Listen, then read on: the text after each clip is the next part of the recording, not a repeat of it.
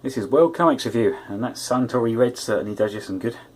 Anyway, the previous video was about Australian World War II aviation, so what's this video going to be about? More World War II aviation, with some Australians in it. So this is Angel Wings Book 3, Objective Broadway. And this one's in French, so can't explain the story as well. So yeah, it's about the women Air Force service pilots, partly, in the Pacific in World War II.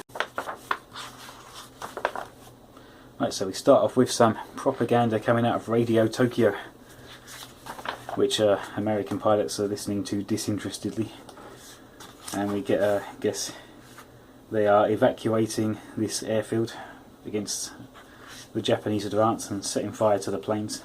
And apparently this plane has a Japanese flag on, so this transport plane has made a kill somehow.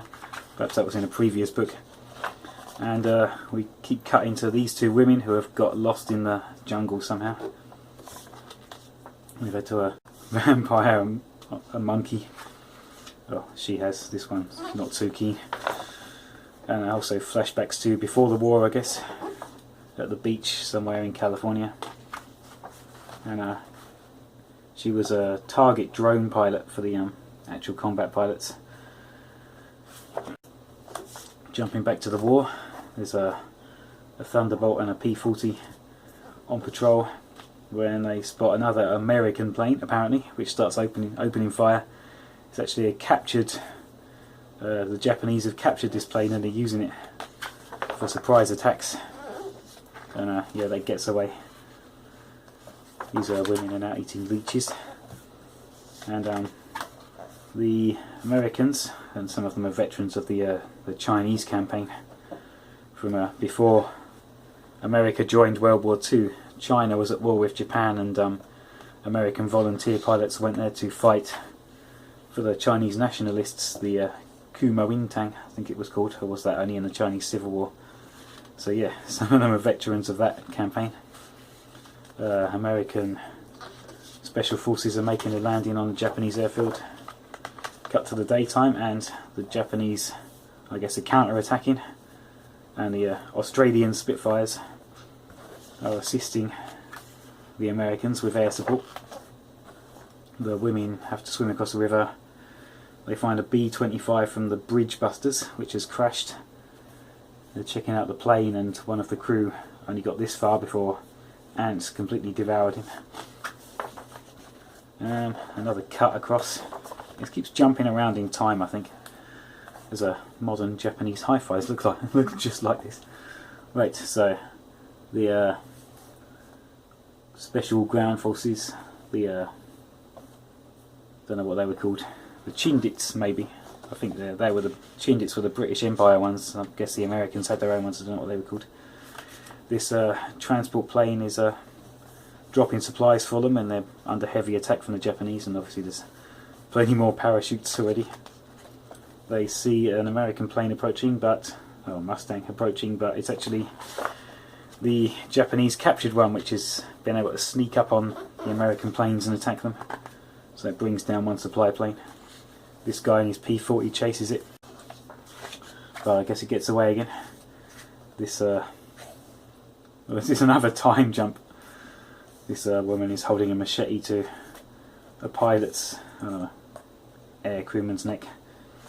I guess she was dreaming about that, and then she wakes up in a cave. They're met by, I think these are Burmese, Vietnamese, I'm not sure what language is that, and headhunters, so they've got a bit of a Japanese collection, but perhaps they think that they're just foreign women, so they must be enemy spies.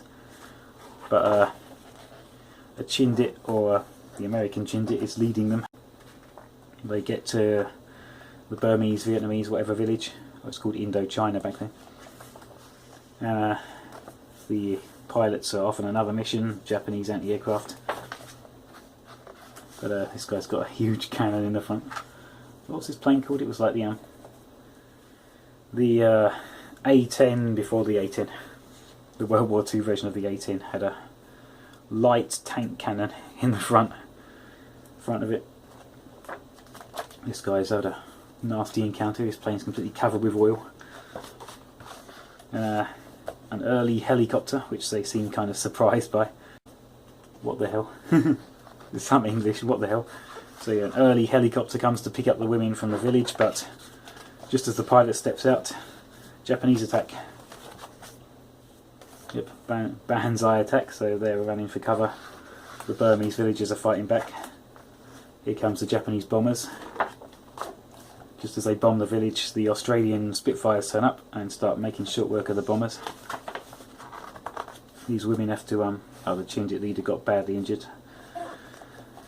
This villager leads the women off through the jungle, and they set up a load of punji traps, which were used to good effect in the Vietnam War too.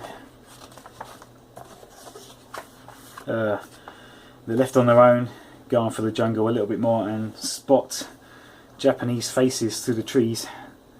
She's wants to give up.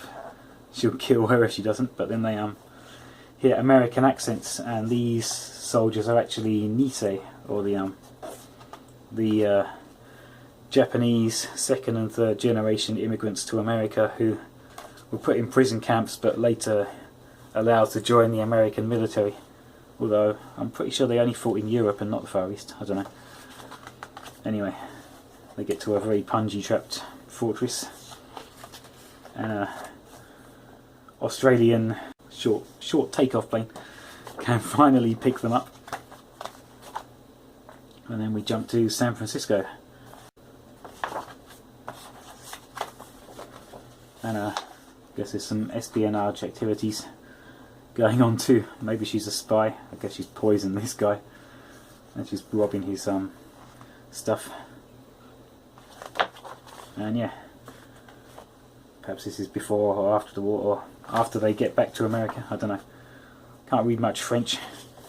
So yeah, it's volume 3 of the Angel Wings. So can't read it, but art looks good, doesn't it?